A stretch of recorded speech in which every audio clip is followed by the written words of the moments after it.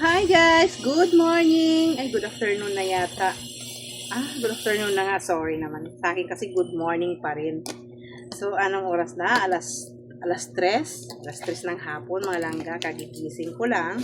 Katatapos lang ng maligo. So, ito na. Ipapakita ko sa inyo yung sinasabi ko mga langga na hindi mo kailangan ng apoy para makapagsaing at makakain ng kanin. Kanin na may ulam. Na hindi po kailangan ng apoy. Ayan. Sino mga nakatikim na ng ganito mga langga? Napakasarap nito. Sa mga bata, alam ko magugustuhan ito. Yung mga nanay na busy, pang emergency, try nyo po ito. Yung parang na busy ka, nakalimutan mo magsaing. Ito mga langga, try nyo po ito. Ito, papakita ko sa inyo ang laman. May tubig siya. Ayan. Rice. And then, yung lalagyan mo ng rice. At gulay. Seasoning. At ito, yung mga mga parang pang-ulam. Ayan, yan ang laman. Kutsara, may talaga to, pang madalian. At ito yung magpapainit at magluluto sa kanya. Ayan. Papakita ko sa inyo mga langga kung paano. At ito po, gusto ko to. Kasi kagaya sa akin, busy po talaga. Minsan, ang pagkain ko ay nakakalimutan ko na. Saka, madalas, wala talaga sa time. Kulang sa oras. Kaya, madalas, hindi ako nag-skip ng lunch ako kasi nga, magsasaing pa ako eh. Busy ang ko. Busy dahil, ayan, tinanggalan ko lang po ng balot, yung magpapainit sa kanya. Baka sabihin nyo, totoo po na hindi kailangan ng apoy dito. Ayan, ilalagay ko lang ito dito. Yung mga busy nanay dyan. Ayan. Diba? Minsan busy tayo mga nanay. Ito, must try mga langga. Masarap talaga.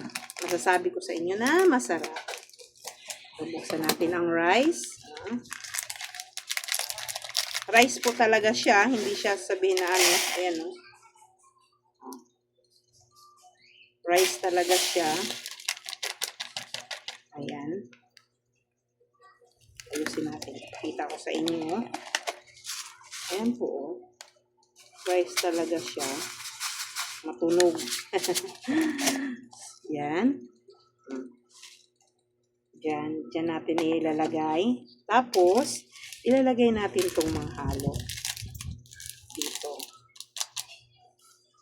Seasoning. Ito yung magpapasarap. Mas masarap siya dihamak sa fried rice chowpan ng ano pa tawag ito? Chowking. At mura pa. Mura lang po ito nabili ko. Magkano lang ba? 138. May kanin ka na. May hindi ka pa mapapagod. Hindi ka pa magsasay. Kung mag-isa ka lang naman, ito may advice ko. Dalawa yung binili ko.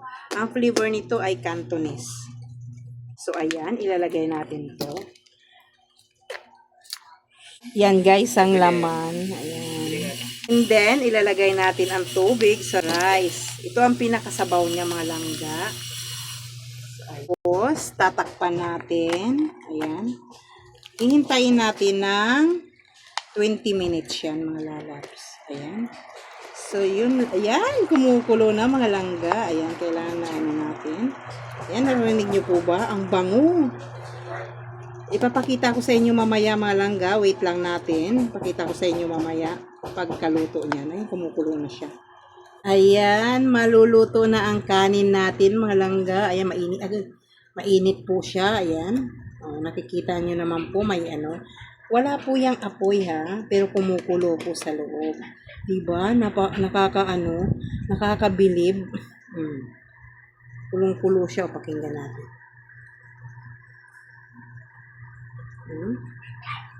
Paluto na po yan. Wait lang natin. Mga 5 minutes pa. Yun lang. Wait natin. Ayan! Luto na.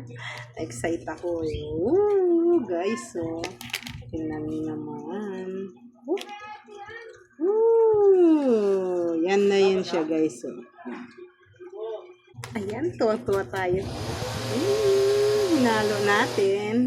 Guys, nakita ko sa yung laman ng ano. Ayan, oh. May tubig pa. Tapos yan yung nag-hit talaga yung parang ano yung tawag nito.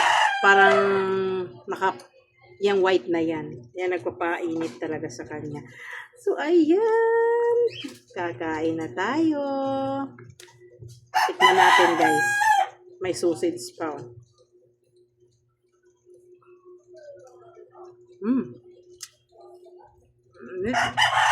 Masarap. Legit. Yun lang, guys. Bye!